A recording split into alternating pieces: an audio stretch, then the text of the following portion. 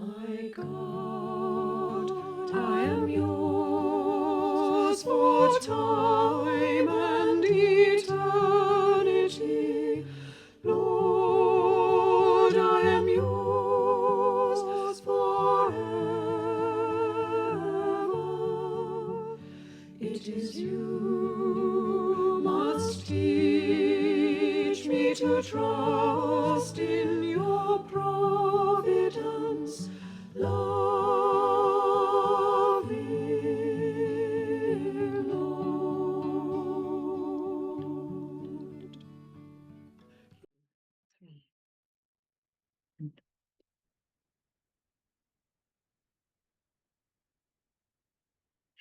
This is the story of Catherine's last foundation.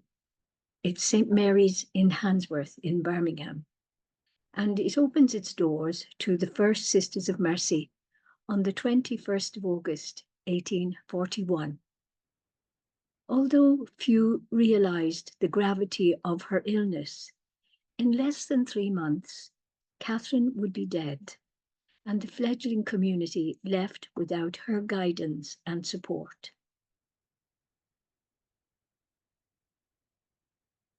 In the 1830s, the Catholic faith was slowly gaining ground in England after the oppression of the penal laws.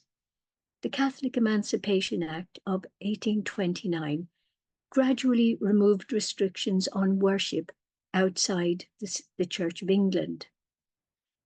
Catholics had been subject to the greatest suspicion, but the Act allowed English and Irish Catholics to enter Parliament and to hold all but a handful of public offices. These are some pictures of St. Mary's as it would have been in Catherine's time, although there have been some changes. That's the cemetery where all the original sisters are buried. And that's the little quadrangle where it's possible to be quiet and reflective. And as Catherine said, prayer will do more than all the money in the Bank of England.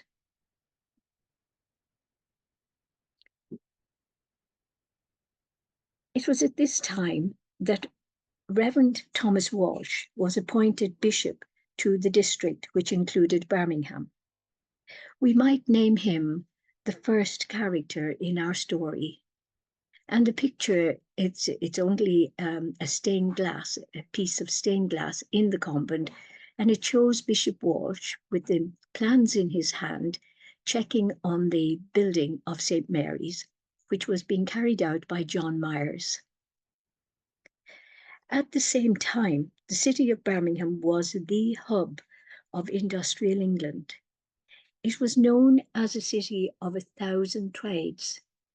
The UK's workshop, full of small, highly skilled firms, generating a huge variety of products, ranging from the manufacture of firearms to the creation of fine jewellery.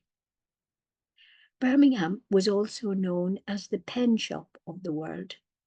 Steel nibs were made mostly by women who were more efficient than men and cheaper to employ. It was reported that the women in the pen factory were expected to make, process, and box 18,000 nibs a day, and it was tantamount to slave labour.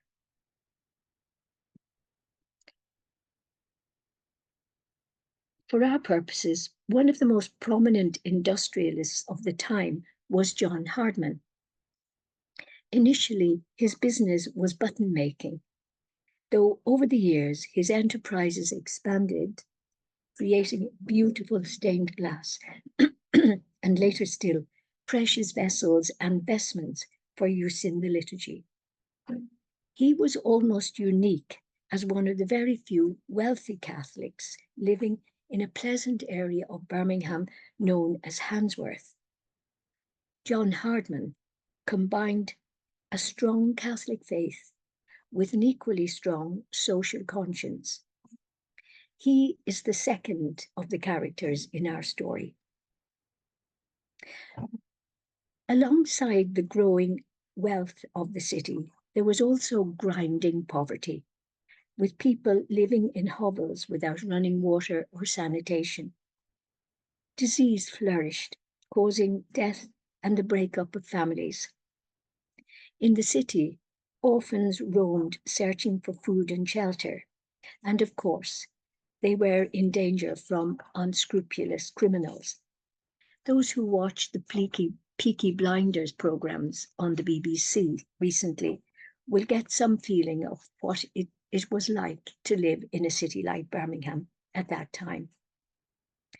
Mr. Hardman was aware of this, and his concern caused him to approach the next prominent character in our story, namely Augustus Welby Pugin, a convert to Catholicism.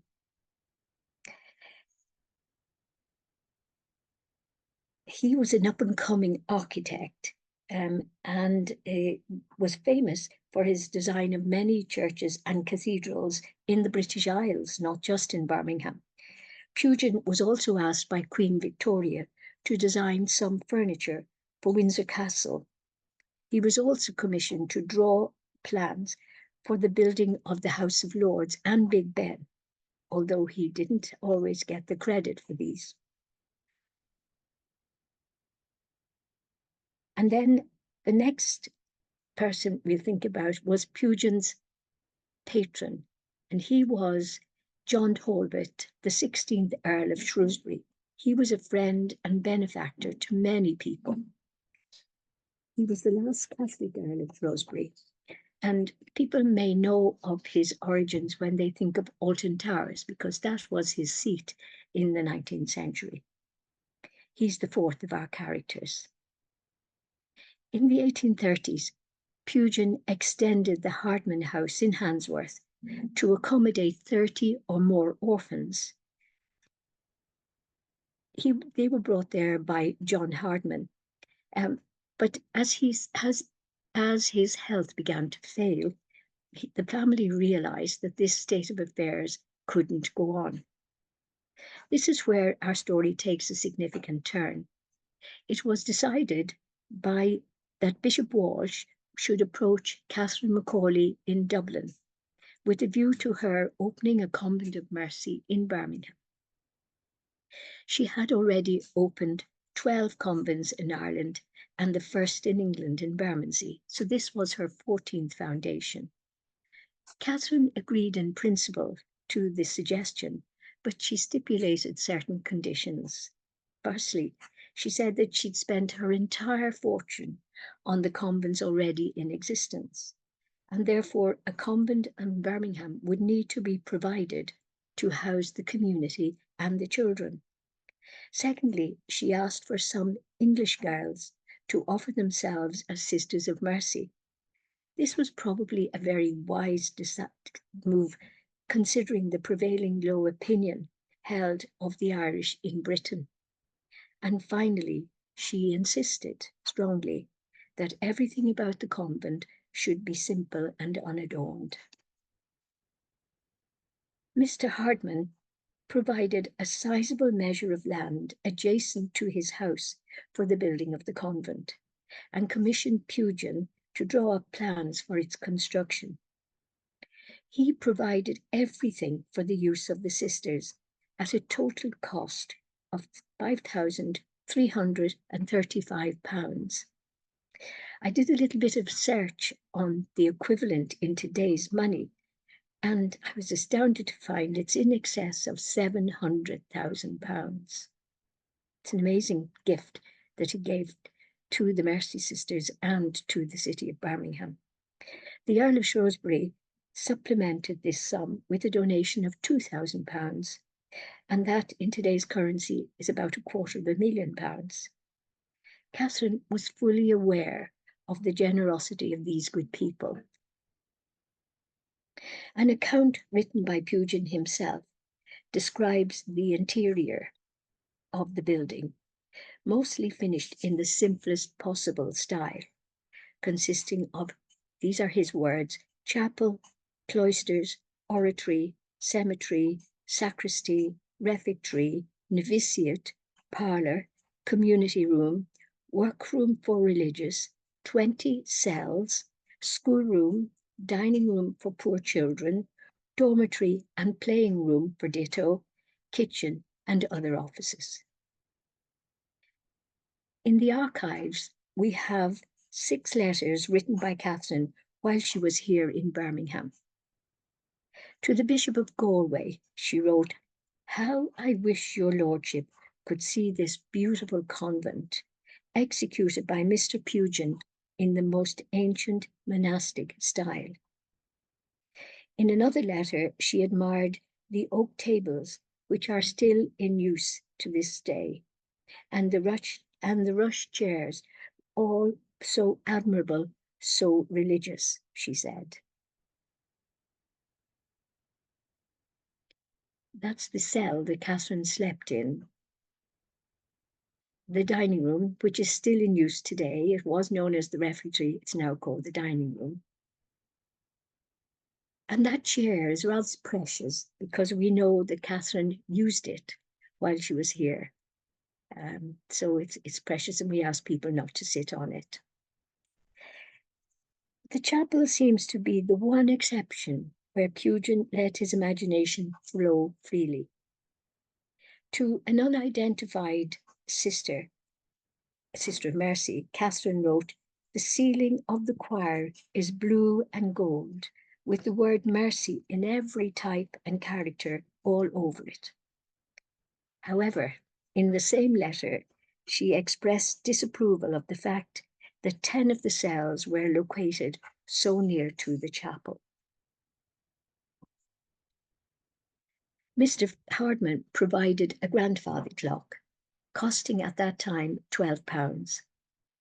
Catherine commented in a letter to Francis Ward, "You cannot miss the time here, as the clock chimes the quarter."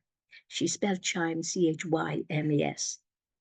Of the bell, she wrote, "The convent bell weighs 140 pounds. It's hard work to ring it. Both are still here in St. Mary's, and the clock still chimes the quarter." Early in 1840, 4 young English women, destined to be the pioneer sisters of St. Mary's, travelled to Baggot Street to begin novitiate training under Catherine. These were Juliana Hardman, daughter of John Hardman, Lucy Bond, Eliza Edwards, and Anne Wood. Catherine was to write of them, "They renew my spirit greatly, fine creatures, fit to adorn society, coming forward joyfully to consecrate themselves to the service of the poor for Christ's sake." The first 4 Sisters of Mercy made their profession on the 19th of August, 1841. The very next day, the newly professed, accompanied by Mother Catherine, Sister Cecilia Marmion, who was the Baggot Street novice mistress, 2 novices, Angela Borini and Magdalene Polding, destined for the novitiate in Birmingham, set out from Baggot Street. A 3rd novice, Sister Ligori, she was known as Fanny Gibson, was also with the party. Fanny's sister had recently died in Liverpool, and Catherine knew that a visit from their other daughter would comfort the bereaved parents. Catherine planned to visit the projected site for a foundation in Liverpool on her journey back to Dublin. It was typical of her compassion and awareness of grief that Fanny was with the Birmingham founding party. The party of 9 travelled under the guardianship of Father O'Hanlon, the Carmelite prior in Clarendon Street, Dublin, and were joined in the course of the journey by 3 other clergy. I'm sure this gave Catherine a sense of security. The women wore civilian clothes for the journey and were met at the door of St. Mary's by Bishop Walsh, Bishop Wiseman, who travelled up from London, and some priests. This was on the 21st of August, 1841, from which day is dated the foundation of the convent in Handsworth. We can hear the ripple of laughter in Catherine's voice as she wrote to Francis Ward about their welcome, saying that they had scarcely time to change into their habits before being summoned to the chapel, where they were met by Bishop Wiseman in full pontificals, who led the recital of the Te Deum. On the day following their arrival, more than 30 orphans were brought over to the convent from the Hardman house, and as we can imagine, life was never the same again. Besides being housed in the convent, the children had to be fed, clothed, and educated by the sisters. The orphanage remained at St. Mary's until it was moved in 1851 to Maryvale, a large property donated by the diocese about 6 miles from Handsworth. It was put into the care of Sister Mary of the Cross Hardman, a sister of Juliana's. The orphanage finally closed in 1980, and the premises were returned to the Archdiocese. In an unfinished document begun here in St. Mary's in September 1841, Catherine wrote, probably intending it for the benefit of the English inquirers, that the sisters are particularly devoted to the education of poor girls, visitation of the sick, and the protection of young women of good character. She goes on to say that in the visitation of the sick, they use every means to promote cleanliness. They carry nourishment and clothing to the sick, and only give money to help with fire and lighting. While she was here, Catherine saw the other great need in Birmingham, which was the protection of vulnerable women. This is a portrait of Catherine, and it was made by a pupil at the school in the late 1890s. And similarly, this is Juliana, taken from a photograph that we have in the convent. This is a picture I found of some of the slums that were prevalent throughout the city of Birmingham, where disease and illness and death were common, and which made so many children orphans in the city. And there's a panel in the chapel which shows the early work of the sisters, and it's visiting the sick and teaching the young. And in the background, you can see the slums of the area. This is a lovely little picture, and it shows the children dressed for their summer outing in Sutton Park, which is about maybe 6 or 8 miles from here. The pen factory, which I mentioned, provided work for hundreds of women. It was about half a mile from the convent. And Catherine would have discovered all of this in the month that she was with the sisters here in St. Mary's. I'm moving on a wee bit, and this now shows the House of Mercy girls, because Catherine said before her departure, she said to the sisters to do all in their means to promote the establishment of a House of Mercy, for which she had seen the great need during her short stay in Handsworth. Sister Mary Vincent, who was Lucy Bond, undertook the work with ardour, and 2 years later, on the Feast of the Visitation, the first inmates to the House of Mercy were received. Interestingly, Catherine also says that until funds are found to build a house, the sisters are to procure lodgings and to offer such assistance as is needed to homeless women until suitable employment is found. She also states very clearly that if through no fault of their own they are obliged to leave their employment, they are again to be provided for by the community. The Hardman family and other benefactors continue to support, both financially and in other ways, this growing convent. It's been reported, but not verified that I could find, that Catherine had a policy of returning their dowries to sisters, making a new foundation. That would have provided a resource for maintaining everyone under their roof. This is the oratory where the sisters pray today. It's just a little oratory off the main chapel.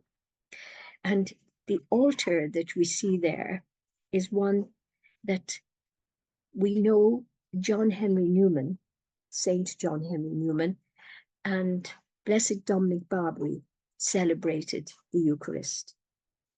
The tabernacle is a Pugian design. And so they're very special because they belong to a very special time here. In fact, St. Mary's can say it has had under its roof a venerable, that's Catherine, a blessed, that's Dominic, and a saint, that's John Henry. So we walk in very, very special footsteps here in this convent. We know that Catherine had many associates helping her in her first days at Brigid Street, women of independent means who came in daily to help with the project. Their presence enables the first Sisters of Mercy in Dublin to respond to the ever-growing demand for mercy care. They were the first unofficial Mercy associates. And St. Mary's Birmingham, in its turn, also needed the help of associates when the House of Mercy was opened in 1844. That was just 3 years after the foundation of the convent. When the sisters could not meet the growing need for workers to help with their ministries, a request was put to the bishop for the appointment of oblates. An extract from the archives of the time reads, "At this time, but few sisters could be spared to aid in the House of Mercy, and several persons having offered themselves to Reverend Mother to assist in carrying it on well, permission was given to her by Bishop Walsh to receive them as oblates. They proved most useful and devoted. Other inmates of the house have also at various times been received into the same order during their stay in it. From this we see that our present-day associates have a long and highly regarded history. May they continue to play their part in the works of mercy." The Handsworth House of Mercy continued to be a place of refuge and training for homeless girls and women until 1942, when the convent was badly damaged during a bombing raid. I've just put in a picture which is not very clear. It's the best one we could find. The church was completely destroyed. The cloister was destroyed, and the House of Mercy was destroyed. And there is a very sad note to this. There was only one casualty that night, and she was a Jewish lady who had escaped from Germany, Austria, I think it was, and had come here and was living in the House of Mercy, but she refused that night to go down to the cellars. She was the only one to die in the bombing raid. There were several founding initiatives made from St. Mary's in the years that followed, including some to other parts of the English Midlands. In Birmingham itself, schools were opened across the city, and branch houses grew up alongside these. One very significant venture was the establishment of a Mercy Teacher Training College in the city. In 1849, 4 sisters and a number of other women passed successfully to be the first ever Catholic trained teachers in England. After some years, this teacher training college was transferred to Liverpool in the care of the Sisters of Notre Dame, where it was known as Mount Pleasant Training College, and now is merged with the University of Liverpool. I've been describing the early days of St. Mary's. So what can be said of today and tomorrow? St. Mary's has been a lived-in convent from the beginning. For a couple of years in the early 2000s, the convent was closed for refurbishment and reopened in 2005 as a spirituality, heritage, and outreach centre. Today, there are 5 sisters living here. St. Mary's is the only remaining collaborative community of Union and Institute sisters.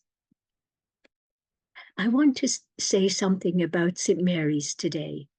Our mission statement, which hangs in the hall, says that our mission, founded in the compassion and spirit of mercy, is to be a corporate presence responding to ever-changing needs in today's world, to continue to be the human face of mercy, embracing people of all faiths and cultures and people of no faith, to recognize the special openness of our house and to promote its mission as a center of hope, hospitality, and heritage, to work in partnership with other organizations, enabling collective outreach to disadvantaged people, to strive, conscious of our calling, to continue to be bearers of mercy everywhere we are.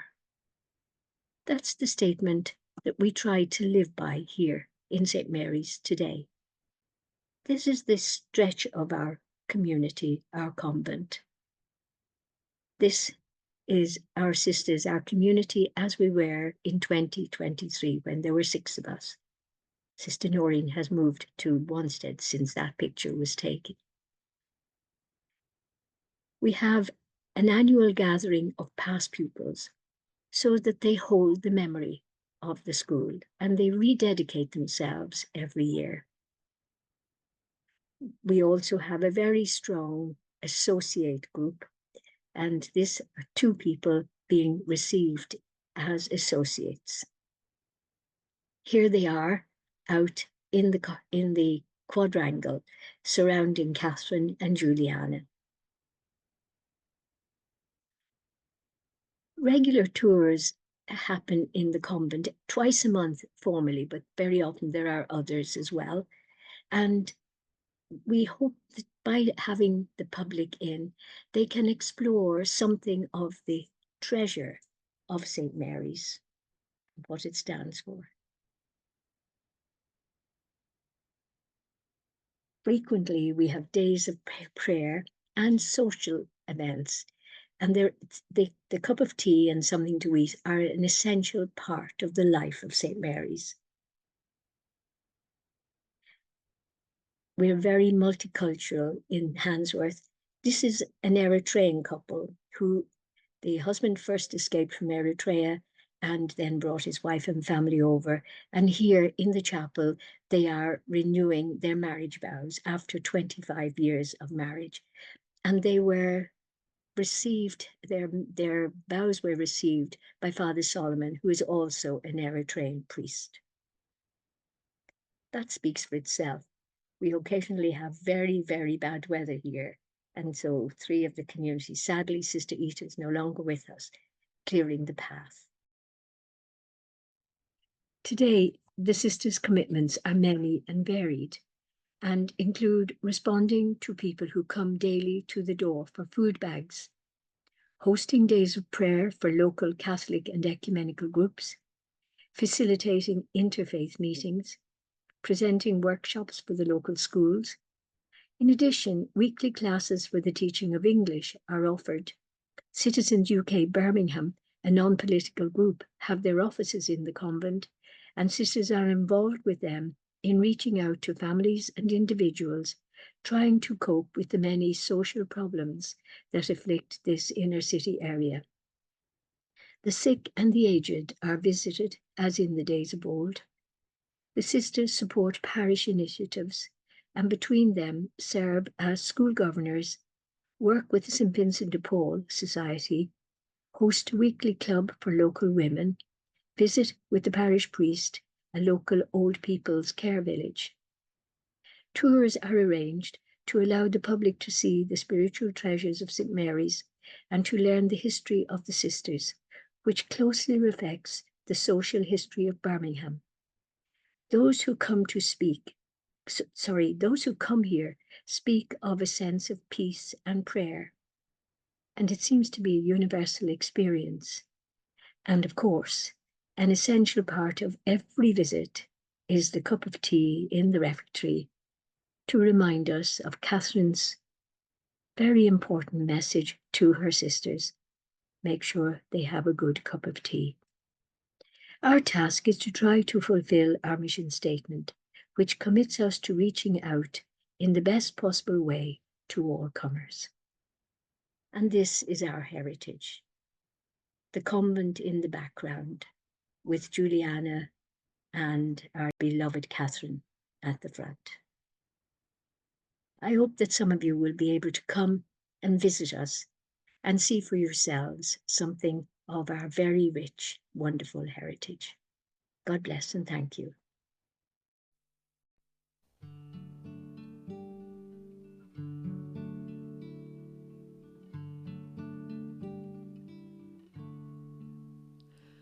My God, I am yours for time and eternity. Lord, I am yours forever. It is you must teach me to trust in your providence, loving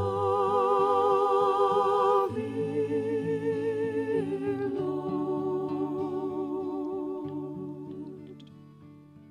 You are God of love and tenderness. I place my trust in you, and I ask that you grant me acceptance of your will, loving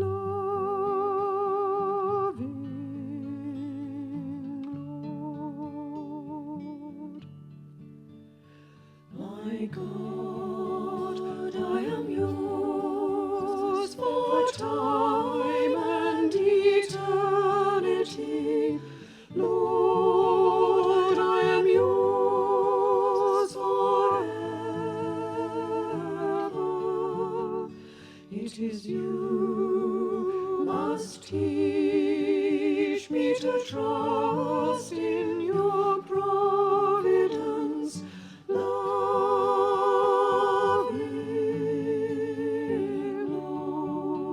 Lord.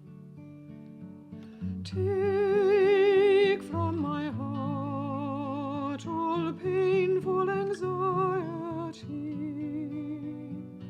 Let nothing sadden me but sin,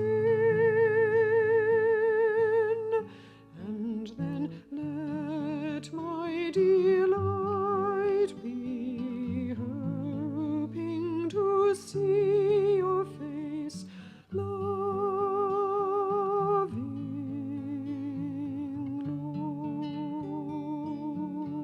Lord.